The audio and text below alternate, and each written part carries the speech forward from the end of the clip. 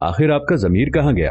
हमारे हुक्मरानों ने जंग बंदी का ऐलान कर दिया है, जिसके बाद इस किस्म की क़ज़्ज़ाकी खिलाफ शरअ है।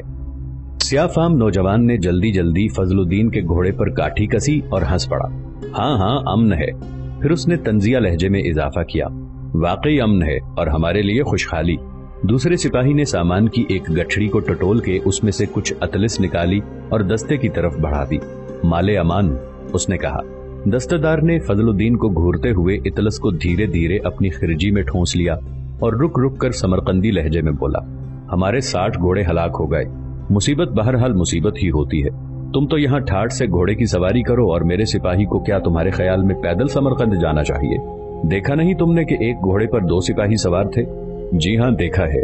अगर आप समझते हैं कि ये मरियल घोड़ा जो सवारी के नहीं बल्कि अराबे में जोतने के काम आता है आपके बहादुर सिपाही को समरकंद तक पहुंचा सकता है तो ले लीजिए, लेकिन औरतों के सामान की गठरियों को टटोलना क्या आप जैसे आली नसब दस्तादार को जेब देता है?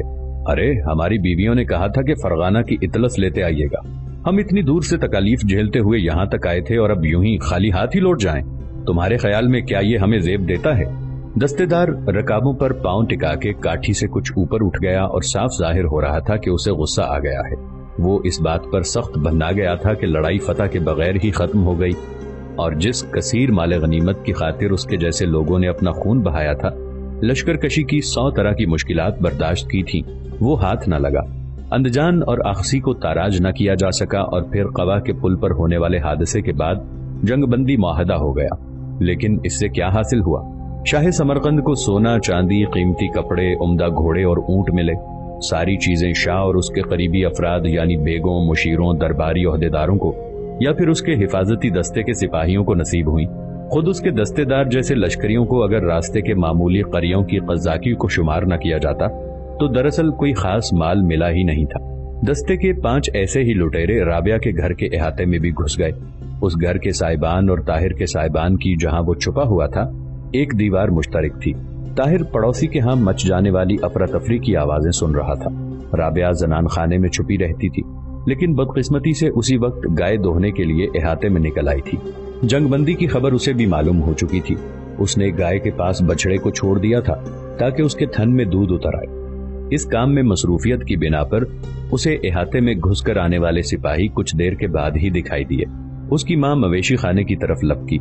हाय, मुझे मौत आ जाए, तुम अभी तक यहीं हो? क्या हुआ अम्मी जान? अरे दुश्मन, ठहरो, अहाते में मत जाओ, ऊपर खिड़की को पार करके खुश्क घास की कोठड़ी में चली जाओ। इतने में 2 सिपाही मवेशी खाने के दर में नमूदार हुए। अपने लिए घोड़े ढूंढ रहे थे। तंग आंखों वाले कैचाक ने निस्वानी जिस्म को कोठड़ी की तरफ लपकते हुए देख लिया। खूबसूरत मालूम होती है। घोड़े नहीं हैं, उसके साथी ने अफसोस के साथ कहा। हसीना के सामने घोड़े की क्या वक़्त। अरे ठहर जाओ, उसने राबिया को आवाज दी। इसे पकड़कर समरकंद लिए चलते हैं, फाजिल बेग के हाथ फरोख्त कर देंगे। माँ दौड़ी दौड़ी कोठड़ी के दर पर पहुंची और रास्ता रोक के खड़ी हो गई। अगर आप लोग मुसलमान हैं तो मेरी बेटी को हाथ न लगाइए। जी चाहे तो मेरी जान ले लीजिए, मेरी बेटी के नजदीक न जाइए। वो मंगेतर है, एक शरीफ लड़के से उसकी निस्बत ठहर चुकी है।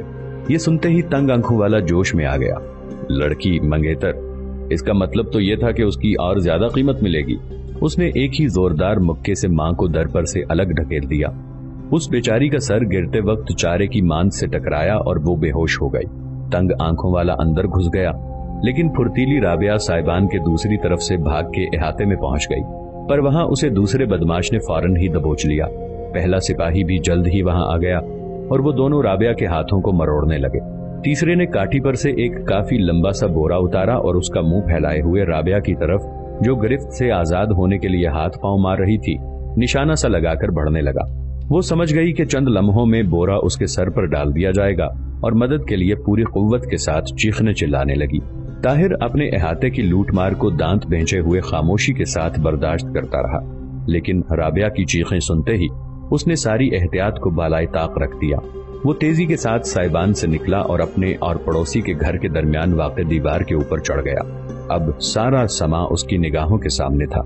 एक सिपाही ने मजबूती के साथ राबिया के पैरों को पकड़ रखा था और दूसरा उसके हाथों को पीठ के पीछे मरोड़े कमर से सटाए हुए था और तीसरा उसके सर के ऊपर बोरा डालने को तैयार खड़ा था। ताहिर जोर से चिल्लाया और नीचे कूद गया। वो अकेला था और हरीफ 5। चौथे ने घोड़ों की लगामें थाम रखी थी और 5वां लंबा नेजा लिए घोड़े पर सवार था। लेकिन ताहिर ने उसकी जरा भी परवाह न की। उसे सिर्फ एक ही फिक्र थी और वो ये कि उस बदमाश पर वार करके राबिया को छुड़ा ले। नाजरीन, आगे बढ़ने से पहले कमेंट सेक्शन में हमें अपनी आरा से जरूर आगाह कीजिएगा कि आपको हमारी ये सीरीज कैसी लग रही है। आइंदा आने वाली इक़्साद से बाखबर रहने के लिए हमारे चैनल को सब्सक्राइब कर लें और साथ मौजूद बेल आइकॉन को जरूर क्लिक कर लें। शुक्रिया। उसने उनकी तरफ दौड़ते हुए ही खंजर को म्यान से बाहर निकाल लिया। अरे ठहर, मैं कहता हूँ ठहर जा। नेज़े वाले सिपाही ने अपने घोड़े को आगे बढ़ाया, लेकिन ताहिर ने 2 ही छलांगों में अहाते को पार कर लिया। उसने साइबान में राबिया से उलझे हुए सिपाहियों के पास पहुंचकर तंग आंखों वाले के जो राबिया के पैरों को पकड़े हुए था, पहलू में दस्ते तक खंजर उतार दिया। उसने खंजर को खींच के बाहर निकाला ही था कि इतने में उसे अपने शाने पर नेज़े के जोरदार वार का एहसास हुआ। नेज़े के कपड़ों को चीरने की आवाज भी सुनाई दी। ताहिर लड़खड़ाया और तंग आंखों वाले पर, जिसे उसके खंजर ने लाश में तब्दील कर दिया था, ढेर हो गया। गिरते वक्त राबिया की चुपती सी चीख उसके कानों में पड़ी। हाय ताहिर जान।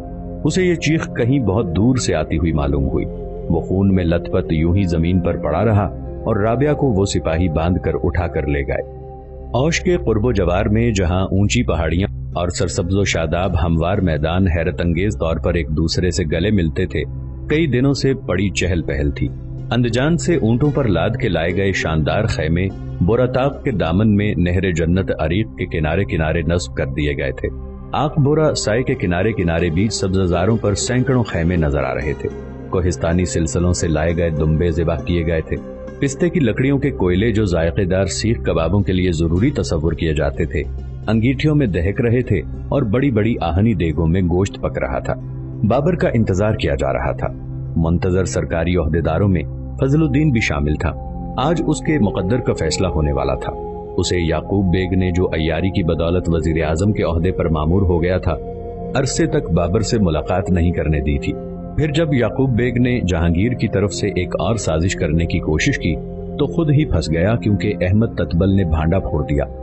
याकूब बेग इंतकामी कार्रवाई के खौफ से अंदजान से फरार हो गया, लेकिन कासिम बेग की सरकर्दगी में सिपाहियों के एक दस्ते ने दिन रात ताक़ुब करते हुए आखिरकार उसे जा लिया और सरे दरिया के किनारे होने वाले तसादुम में मौत के घाट उतार दिया।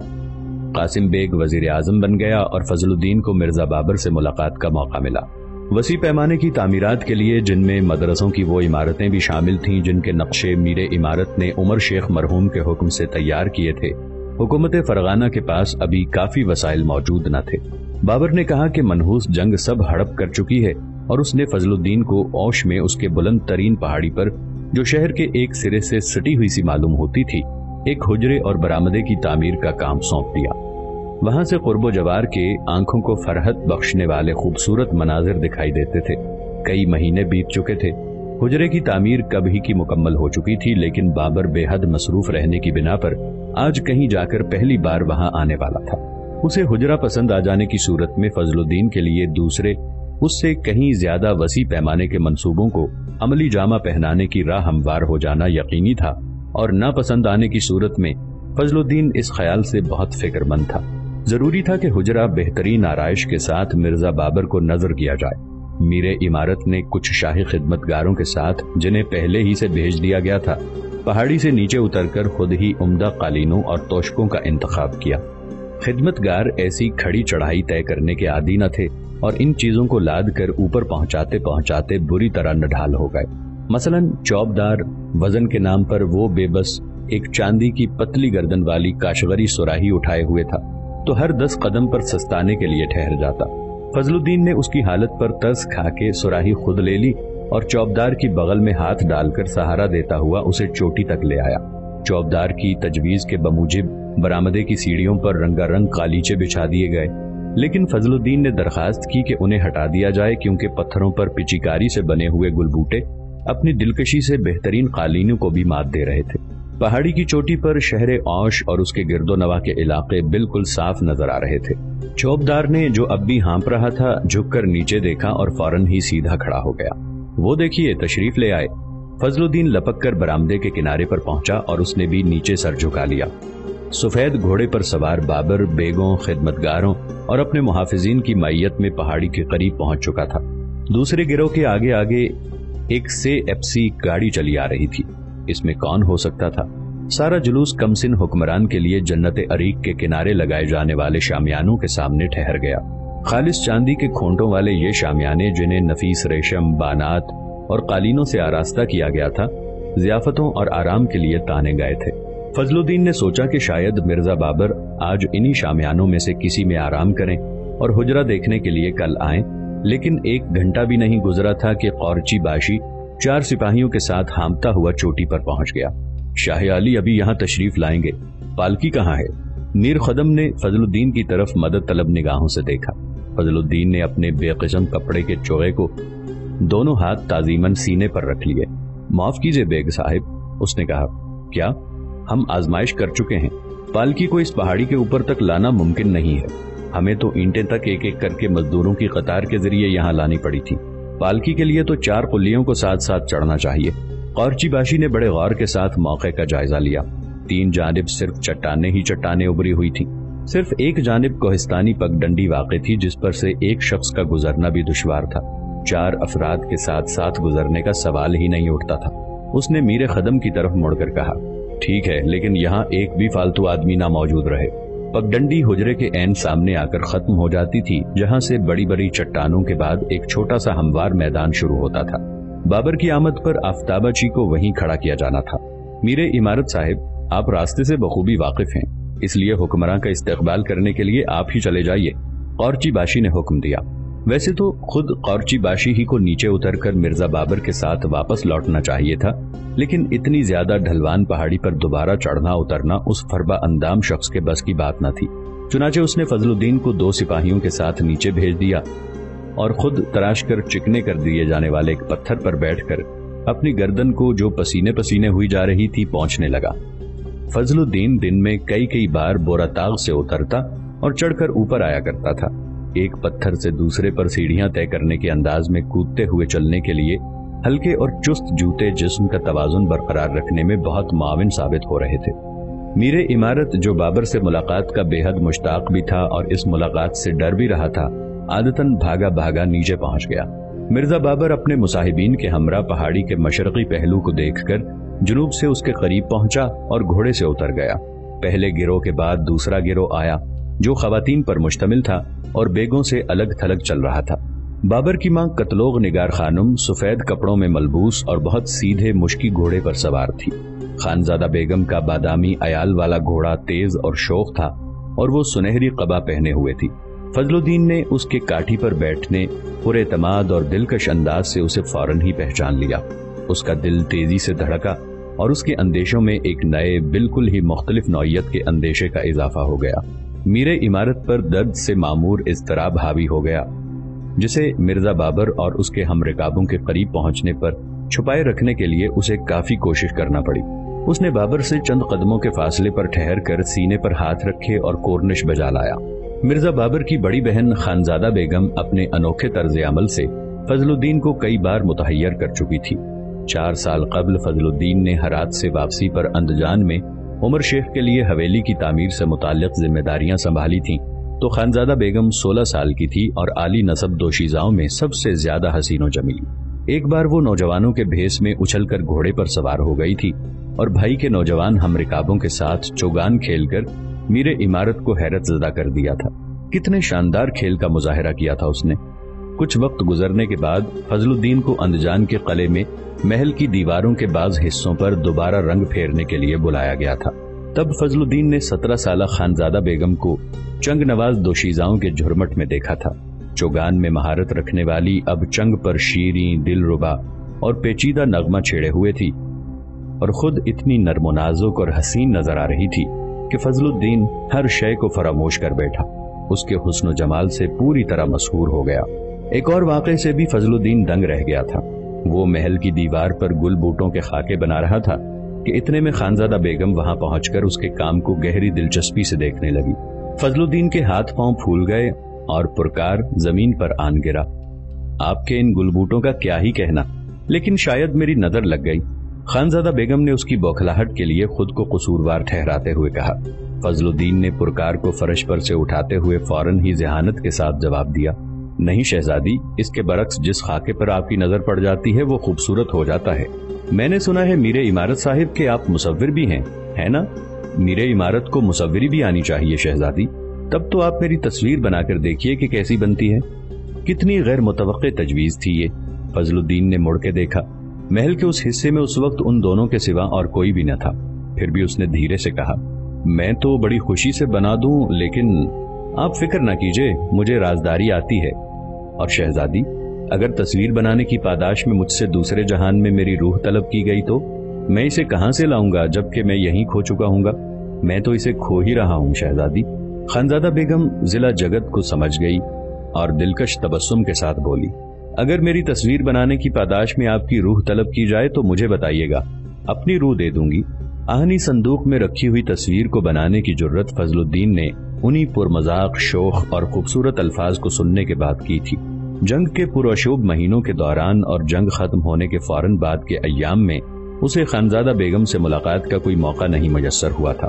آخر کار گزشتہ موسم خزاں میں خود خانزادہ بیگم ہی اس سے ملنے کے لیے بورا تاغ آ پہنچی۔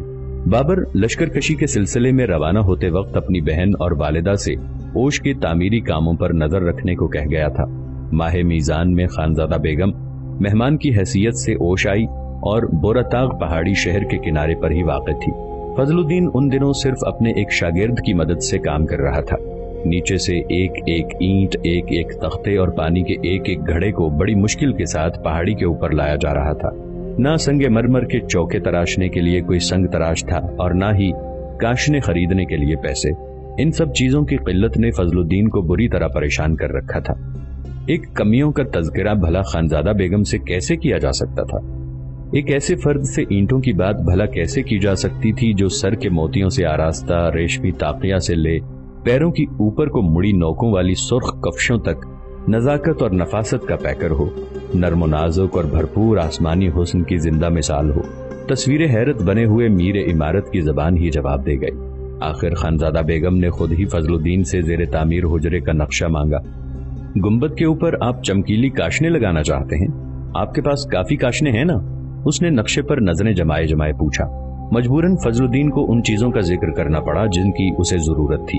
اس نے سوچا، تو شہزادی فن تعمیر سے بھی واقف ہے، کتنی کتابوں کا مطالعہ کر چکی ہے آخر وہ؟ مرزا بابر ظفریاب ہو کر واپس لوٹیں گے اور والد مرحوم کے خوابوں کو حقیقت میں بدل دیں گے۔ خانزادہ بیگم نے عزم کے ساتھ کہا، ہم بہت سی عمارتیں تعمیر کرائیں گے اور ان کاموں کے رہنما اور نگران آپ ہی ہوں گے۔ فضل الدین کو دنیا میں اتنی زیادہ محبت بھری آواز سے اور کبھی بھی کسی نے مخاطب نہیں کیا تھا۔ خانزادہ بیگم، یہ بات کتنی خوش قسمتی کی آئینہ دار تھی کہ شاہی خاندان میں ایک ایسی شخصیت مل گئی جو فن تعمیر کے رموز سے اتنی زیادہ واقف اور اس کی اتنی قدردان تھی۔ لیکن کیا بس یہی ایک بات تھی جو فضل الدین کے حوصلے بڑھا رہی تھی؟ اس کے دل میں شہزادی کی طرف شکر گزاری بڑے جھکاؤ کے لطیف جذبات پیدا کر رہی تھی۔ اچانک خانزادہ بیگم واپسی کے لیے عجلت کرنے لگی۔ فضل الدین بخوبی جانتا تھا کہ پہاڑ سے نیچے اترنا اس پر چڑھنے سے زیادہ دشوار ہوتا ہے۔ یہی سبب تھا کہ اس نے واپسی میں خانزادہ بیگم کے ساتھ چلنے کا فیصلہ کیا۔ پل صراط پر جیسا لوگ اس پھسلندان پہاڑی پر اس کو پگڈنڈی کہا کرتے تھے، خانزادہ بیگم کی چکنے تلووں والی کفشیں پھسل گئیں۔ اس کے جسم کا توازن بگڑ گیا اور اس نے اپنی کنیز کی طرف جو ڈھال سے آگے آگے اتر رہی تھی ہاتھ بڑھایا، لیکن خود کنیز بھی لڑکھڑاتی اور ڈر کے مارے چیخ اٹھی۔ دونوں ہی کے گر جانے کا خطرہ پیدا ہو گیا۔ فضل الدین فوراً چیتے کی سی تیزی سے کود کر ان دونوں کے آگے پہنچا اور انہیں اپنی باہوں میں سنبھال لیا۔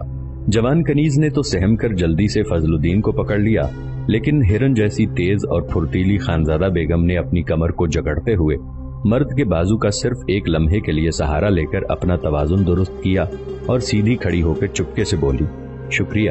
فضل الدین نے خانزادہ بیگم کی گرم گرم سانسوں اور عطر کی خوشبو کو محسوس کیا۔ وہ خوشبو کیا صرف عطر کی ہی تھی؟ خانزادہ بیگم، اس نے خانزادہ بیگم کے سرد ہاتھ کو مضبوطی سے تھام لیا اور اس وقت تک تھامے رہا جب تک اسے ہموار جگہ سے بل کھاتی ہوئی گزرتی پگڈنڈی نہ پہنچا دیا۔ یہ ایک خواب تھا، شاندار اور طلسمی خواب، لیکن اسے وہ نصف سے کچھ کم پگڈنڈی تک ہی دیکھ پایا۔ اگلے ہی روز خانزادہ بیگم نے 2 طاقتور نوجوان بھیج دیے جو نیچے سے پہاڑی کے اوپر فضل الدین کے پاس تک عمارتی سامان پہنچانے لگے۔ ہفتے بھر بعد چمکیلی کاشنیوں سے لدے ہوئے اونٹ بھی پہنچ گئے۔ فضل الدین کو ہر کاشین میں خانزادہ بیگم کا عکس نظر آتا تھا اور جب شام کو وہ تنہا رہ جاتا تھا تو اپنے آہنی صندوق سے اس کی تصویر نکال لیا کرتا تھا۔ اس وقت خانزادہ بیگم کو اپنے قریب آتے دیکھ کر فضل الدین کے دل میں پہلے ہی کی طرح آتش شوق بھڑک اٹھی اور اس نے حتی الامکان کوشش کی کہ اس کی یہ اضطرابی کیفیت کسی پر ظاہر نہ ہو پائے۔